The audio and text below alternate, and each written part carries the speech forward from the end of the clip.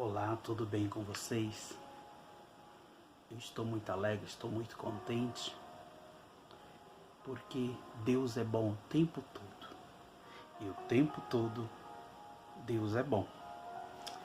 Quero deixar aqui uma palavra para os nossos corações, um livro de Salmos, de número 145, onde diz assim: Eu te exaltarei, ó Deus, Rei meu, e bendirei o teu nome pelo século dos séculos. Cada dia te bendirei e louvarei o teu nome pelos séculos dos séculos. Grande é o Senhor, e muito digno de louvor, e a sua misericórdia inescrutável. Uma geração louvará as tuas obras, a outra geração, e anunciará as tuas proezas. Falarei da magnificência gloriosa da tua majestade e das tuas obras maravilhosas. E se fará da força dos teus feitos terríveis, e contarei a tua grandeza.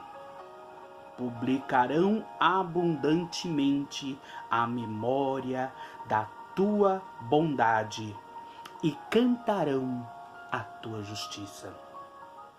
Piedoso e benigno é o Senhor, sofredor e de grande misericórdia. O Senhor é bom para todos. As suas misericórdias são sobre todas as suas obras. Todas as suas obras te louvarão, ó Senhor, e os teus santos te bendirão. Falarão da tua glória, do teu reino, e relatarão o teu poder, para que façam saber aos filhos dos homens as tuas proezas e a glória da tua magnificência do teu reino. O Senhor sustenta todos os que caem e levanta todos os abatidos. Os olhos de todos espalharão em ti, e tu lhes dás ao seu mantimento o seu tempo. Abres a mão e o satisfaze os desejos de todos os viventes. Justo é o Senhor em todos os seus caminhos e santo em todas as suas obras. Perto está o Senhor de todos os que o invocam, de todos os que o invocam em verdade.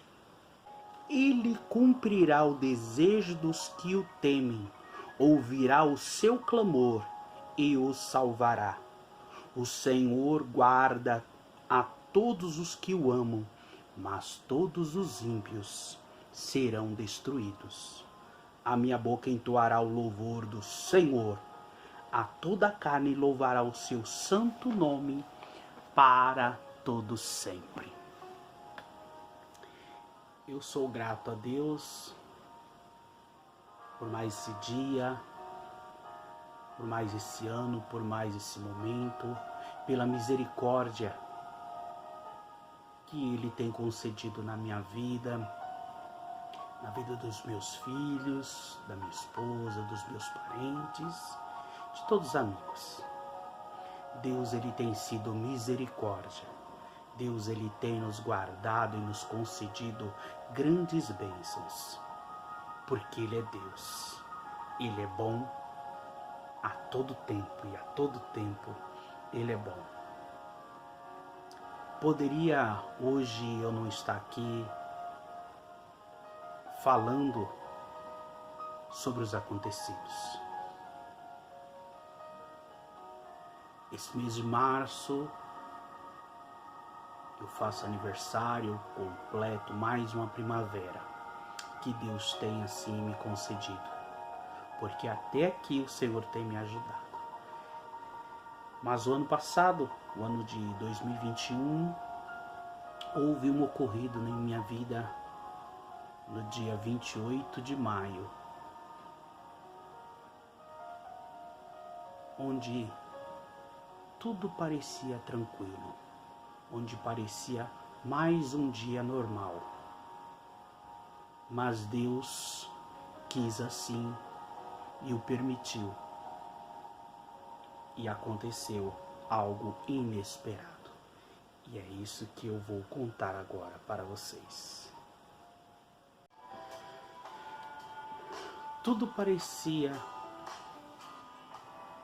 tranquilo naquele dia, 28 de maio.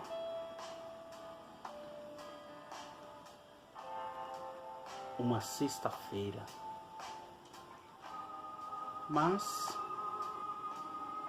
aprove Deus que acontecesse assim. Saí de manhã, como todas as manhãs, para o meu serviço, para mais um dia de trabalho, para mais um dia de luta, para ganhar o meu pão. Tudo parecia tranquilo. Cheguei na empresa, carreguei o caminhão, peguei as notas e os pedidos, peguei as cobranças e saí para mais um dia de trabalho. Tudo tranquilo, tudo parecia o mesmo. E assim foi. Amanhã, o dia, o meio-dia, iniciou o horário da tarde. Naquela sexta-feira eu me lembro que eu queria almoçar, eu queria comer, que tava me dando uma tremedeira, né? Aquela fome. Mas eu comecei a adiantar, comecei a correr nos meus pedidos, sem perder tempo, para eu poder almoçar, para eu poder comer. Só que, como sempre, a hora passava, o tempo passava e eu perdia a fome. E eu perdi o tempo de comer. E foi dando 2h30, eu olhei para o relógio e falei, agora não dá mais tempo para almoçar, já está tarde. Vou continuar o meu serviço, vou continuar o meu trabalho. E passa num cliente, passa em outro, passa em um, passa em outro. Como tudo normal. Só que dado um instante no horário da tarde, eu sempre fazia a mesma rota na sexta-feira. Eu sempre passava nos mesmos clientes na sexta-feira. Passava em um, depois na outro, depois no outro. Só que no horário da tarde, não sei o porquê, alguns clientes eu mudei a rota. Eu mudei a direção. Mas hoje eu entendo o porquê dessa mudança. Eu creio que foi o próprio Deus que assim já foi dando a direção para o grande livramento. E eu passando ali na rua Patrocínio, e da rua Patrocínio eu sempre volto e desço para sair no Fornazaro pela Rua da Pedra. Mas nesse dia eu desci a rua Vista Alegre e foi aí que tudo ocorreu, tudo aconteceu. Em que houve um problema no caminhão. Eu não vou saber explicar para você que tipo de problema foi, mas um dos problemas visíveis foi que o caminhão estava sem freio e o câmbio também não funcionou. O câmbio também, as marchas não passavam, mas não estavam funcionando. Por quê? Porque quando o caminhão disparou, ele fez um barulho, ele fez um estalo, ouvi um estalo no motor e aí o caminhão embalou. Quando o caminhão embalou, eu pisei no freio, não tinha freio. Eu acionava o pedal do freio, vi que não tinha freio, puxei o freio de mão para ver se ele dava algum impacto, alguma coisa, também não ocorreu nada, não houve nenhum impacto. Aí então eu tentei, como eu estava em segunda, eu tentei colocar uma primeira para dar aquele tranco para segurar o caminhão, para ver se o caminhão dava aquela segurada. Coloquei a primeira, foi a mesma coisa que nada. Não aconteceu nada, o caminhão não segurou, o motor não travou, o motor não segurou. Então eu tentei desligar o motor, deixando o carro engatado na primeira e tirar o pé do freio e da embreagem para ver se o caminhão ele travava o motor. Não travou. O caminhão continuou embalado, o caminhão continuou rodando em alta velocidade. Foi aí que o meu eu material quis se desesperar e eu caí em si que é uma coisa que não tinha mais o que eu fazer. Não tinha o que eu fazer naquele momento. Não havia uma rua antes. Se o caminhão tivesse dado esse problema antes dessa rua, talvez eu teria entrado nessa rua e seria uma entrada na subida, talvez teria amenizado, mas aconteceu depois dessa rua. A única coisa que eu poderia fazer era ou jogar o caminhão em alguma casa para bater. Mais à frente tinha uma caçamba de entulho, eu pensei em jogar ali também. Mas quando eu avistei essa caçamba e eu pensei que não tinha como parar o caminhão, o único jeito era bater, eu pensei em jogar nessa caçamba, eu já estava falando assim: Jesus, tem de misericórdia, Jesus, tem de misericórdia, Jesus, tem de misericórdia. E eu pensei em jogar o caminhão na caçamba, mas uma voz veio ao meu ouvido e falou assim: ó, passa direto, passa direto, passa direto. E assim eu passei direto. Só que no meu pensamento eu já estava consciente, eu já estava acreditando que a minha morte ia ser certa, que a batida já estava me esperando lá embaixo, só não saberia como ia ser. E então em pensamento eu falava assim: Senhor, a minha vida está em tuas mãos, eu sei que eu vou morrer, mas não deixa mais ninguém envolver. Enquanto eu falava com a minha boca: Jesus, tem de misericórdia, Jesus, tem de misericórdia, Jesus, tem de misericórdia, no meu pensamento, é difícil falar, que é como se estivesse revivendo novamente. Mas no meu pensamento eu dizia: Jesus, não deixa mais ninguém se envolver. Nem um carro, nem uma moto, nem um caminhão, nem um ônibus, ninguém. Porque era 4h20 da tarde, era um horário de pico, era um horário que na avenida já estava um grande movimento de carro, pessoas. E depois que eu passei da caçamba, que uma voz me disse: passa direto, passa direto, eu só falava isso em meu pensamento. Pensava na minha família, pensava nos filhos. E quando eu pensei em bater na caçamba, gente, eu falando assim, parece que foi muito tempo, mas não foi. O tempo do percurso do problema até a batida foi 38 segundos. 38 segundos. Parecia uma eternidade. É somente quem passa para tentar entender algumas coisas, para tentar entender o quanto o tempo é precioso. E quando eu pensei em bater, eu falei: se eu bater, eu vou capotar para frente, eu vou capotar para o lado.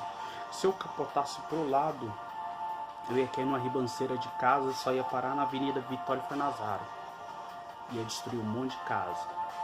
E se eu capotasse para frente, talvez eu teria morrido, porque o baú ia me esmagar. Então, quando eu estava chegando próximo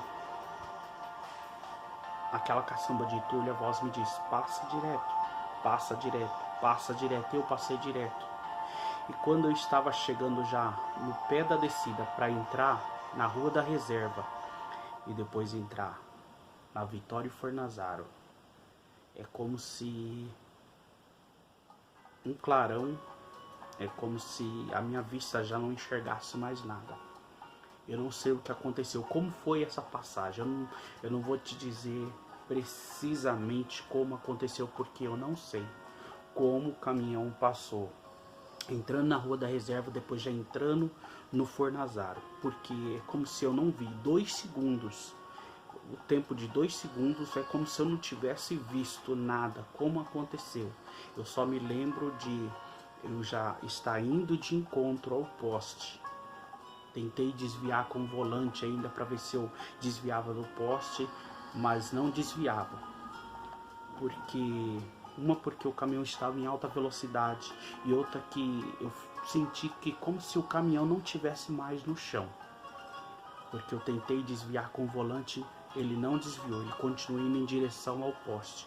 Foi quando eu senti a batida. Ainda na hora que eu senti a batida, eu estava falando assim: Jesus, tem de misericórdia. É como se tudo tivesse embolado. Foi a hora da pressão que a lataria começou a me embrulhar, começou a me amassar. O volante veio ao meu peito e começou a apertar. Aí foi quando eu senti aquela falta de ar. Na hora que eu tava, misericórdia. Aí daqui a pouco o caminhão deu aquela sentada. Aí deu uma afogada e eu comecei a respirar assim, o coração começou a bater forte. E eu comecei a olhar: Jesus, tem de misericórdia, Jesus, tem de misericórdia. Eu olhava para um lado, para o outro assim. Quando eu vi, meu corpo estava todinho coberto, só não a cabeça. Os meus braços estavam cobertos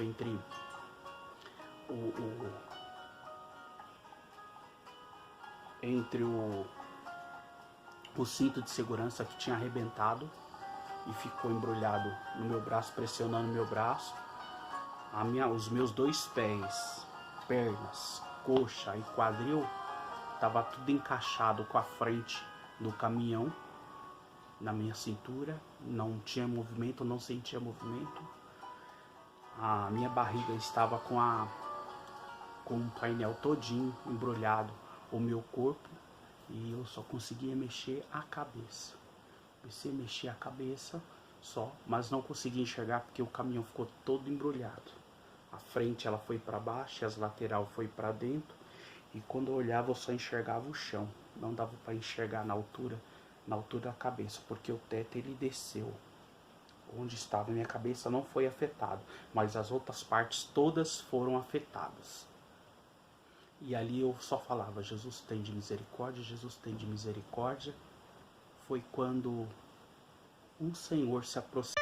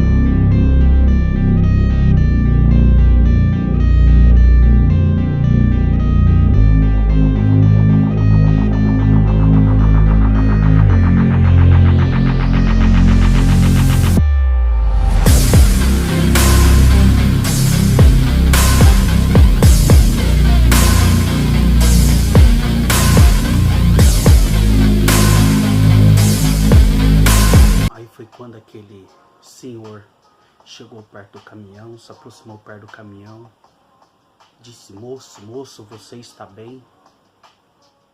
Calma, tenha calma, clame por Deus, porque Ele é misericordioso. E eu ainda ali clamando a Jesus: Jesus tem de misericórdia, Jesus tem de misericórdia, Jesus tem de misericórdia. Veio o primeiro estouro. Eu ouvi o estouro e vi o clarão pelo chão. Aí as pessoas começaram a gritar: tá pegando fogo, tá pegando fogo, tá pegando fogo. Eu não via nada. E aí as pessoas começavam a gritar, falando: sai daí, sai daí, sai daí.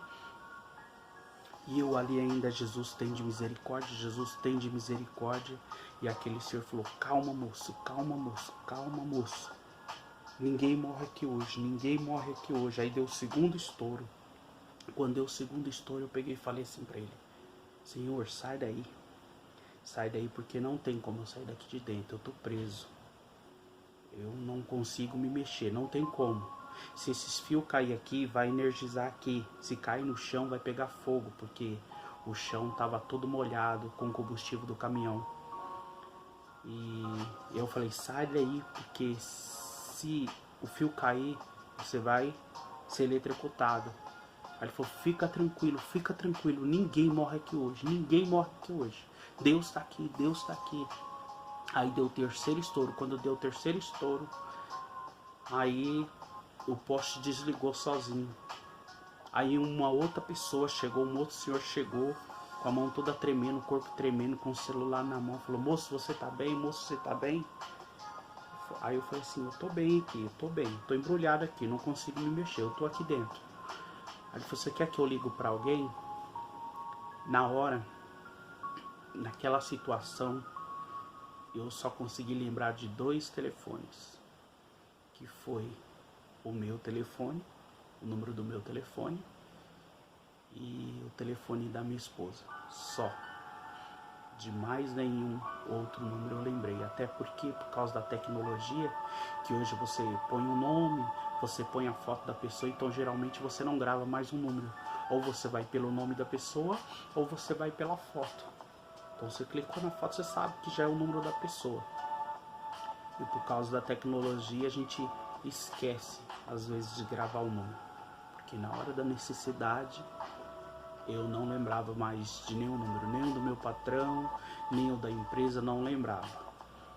Da empresa ainda tinha como ligar porque tinha as notas, mas não tinha como me mexer, como o caminhão estava todo embrulhado, não tinha como eu acessar nada. Então eu passei o número para ele, ele tentou 8 vezes, não conseguiu. Mas depois eu fiquei sabendo que um dos clientes da empresa, que eu atendi ali perto, viu o acidente, reconheceu o caminhão, ligou na empresa, ligou pro celular do moço do escritório que trabalhava na empresa e passou o recado.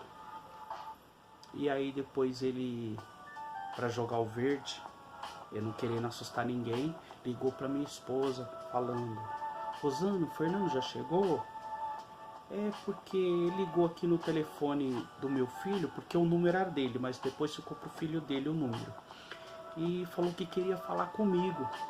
Aí ela falou assim: não, ele não chegou ainda não, mas quando ele chegar eu peço para ele ligar para você. E aí então ela mandou mensagem para mim, ligou no meu celular, mas como já não estava funcionando, eu não respondia.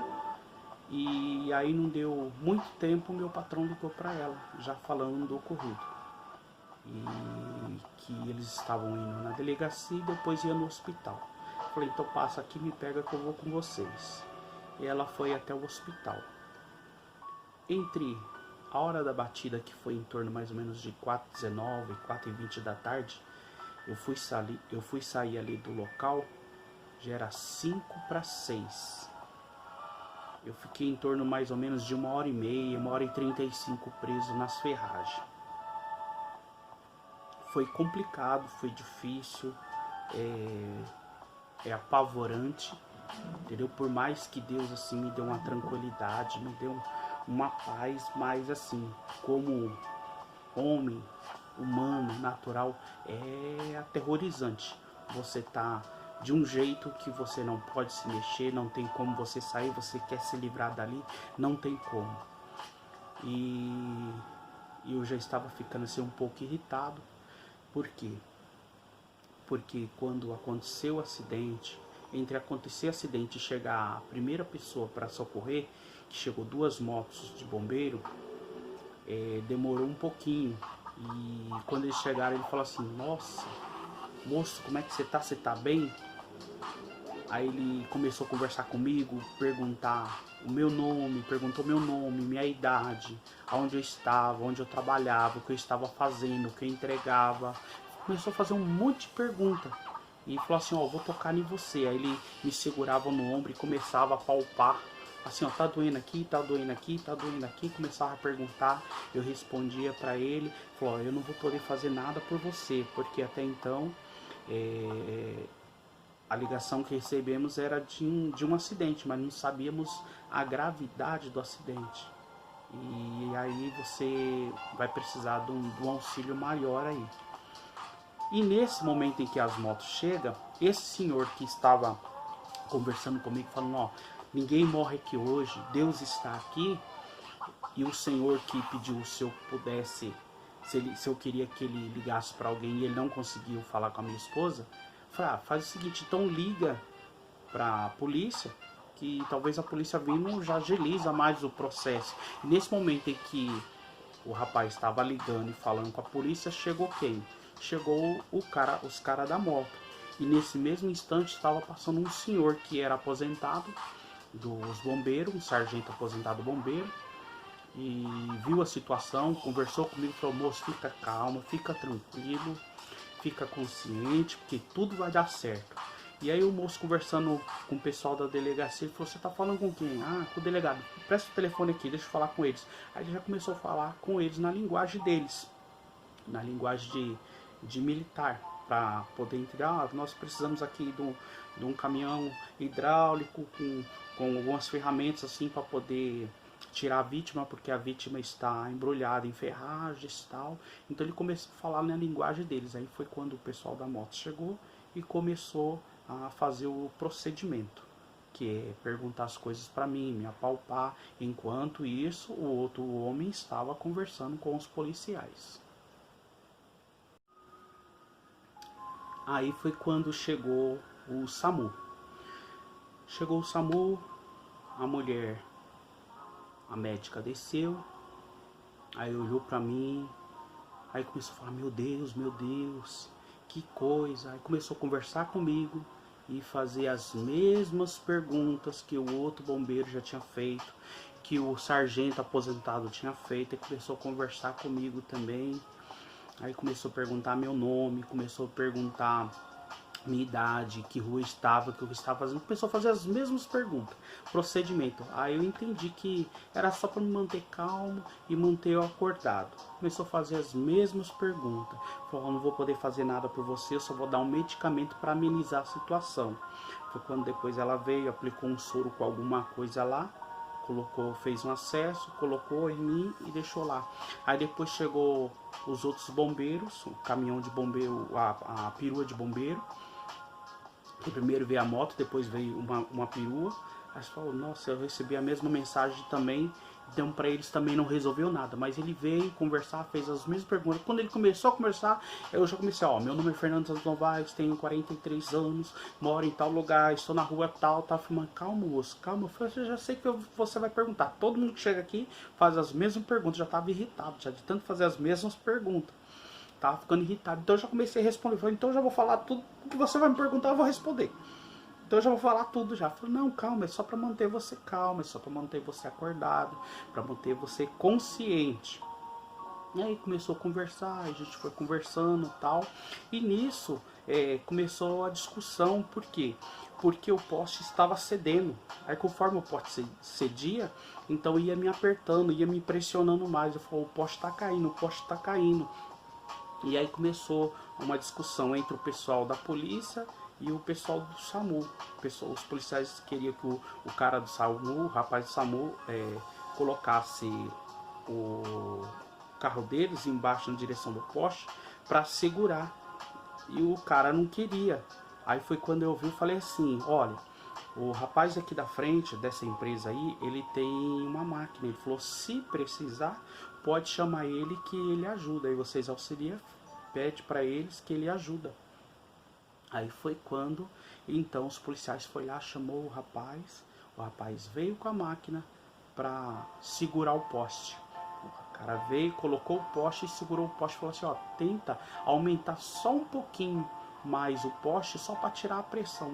Ele fez o que os policiais pediram lá, o que os bombeiros pediram, até a chegada do caminhão que tinha lá a ferramenta hidráulica para poder me tirar lá de dentro. E foi então que chegaram o pessoal e aí começou já começou o trabalho, todo aquele trabalho. E eu pude perceber o quanto é difícil, às vezes, para salvar uma vida, para tirar a vida, porque eu me lembro que quando aconteceu a batida, eu quis que alguém abrisse a porta. O rapaz tentou, mas não conseguiu abrir a porta do caminhão. Eu creio que foi até Deus que não permitiu, porque quando os bombeiros chegaram, quando os bombeiros abriram a porta, conseguiram abrir a porta, o poste ele pendeu mais, ele pesou mais e aí começou a me esmagar mais. Então a porta ela estava segurando a sustentação um pouco do peso. Então como tirou o peso do lado do motorista, começou a ceder mais. E às vezes a gente entende o porquê quando tem um acidente. Se você não sabe o que você está fazendo, se você não é um socorrista, então não põe a mão, porque você não pode o que pode, se você não sabe o que pode acontecer. Pô, em vez de você está querendo fazer uma boa ação em ajudar, mas você pode piorar o caso da vítima. Eu percebi isso. E como estava trabalhando os bombeiros, tinha um pessoal do SAMU, tinha os policiais, cada um tem um entendimento, eles querem ajudar de um jeito, mas sempre tem o procedimento correto.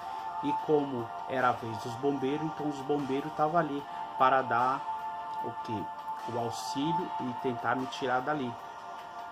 E foi demorado, e corta peça, e corta lata, e desamassa aqui, desamassa ali, até que conseguiram me tirar de lá de dentro, na maca. Eles me colocaram na maca.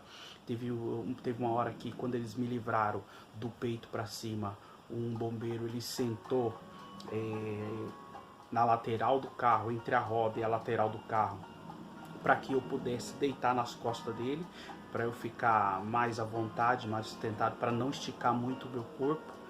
E aí veio a prancha e eles conseguiram me tirar de lá.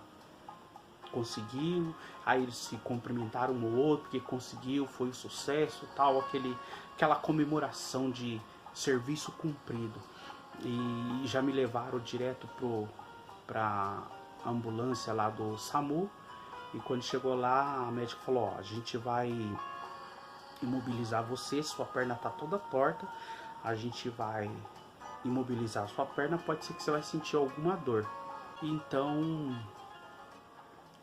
fica tranquilo que a gente só vai te imobilizar. Mas eles mobilizaram, eu não senti dor nenhuma.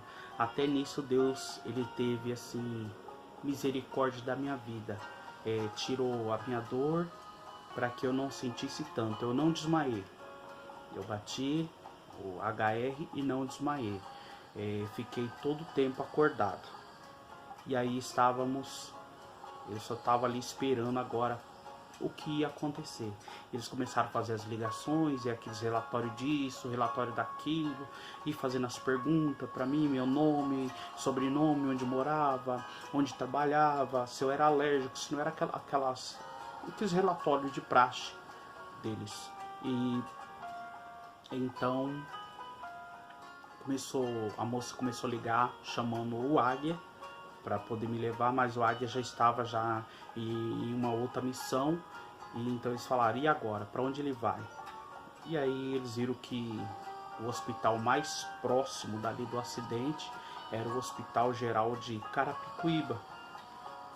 E aí eu acabei indo para o hospital, me levaram para lá.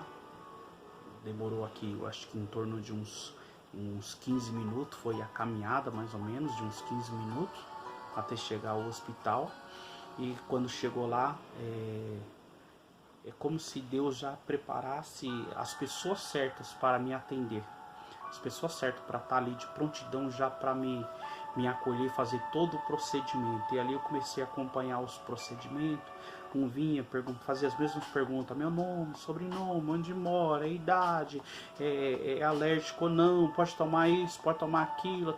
Fazia as mesmas perguntas. Um monte de gente, cada um que encostava pegava meu nome, é como se fosse uma autorização para alguma coisa. E eu ali só observando. E nisso ali chegou outras pessoas também,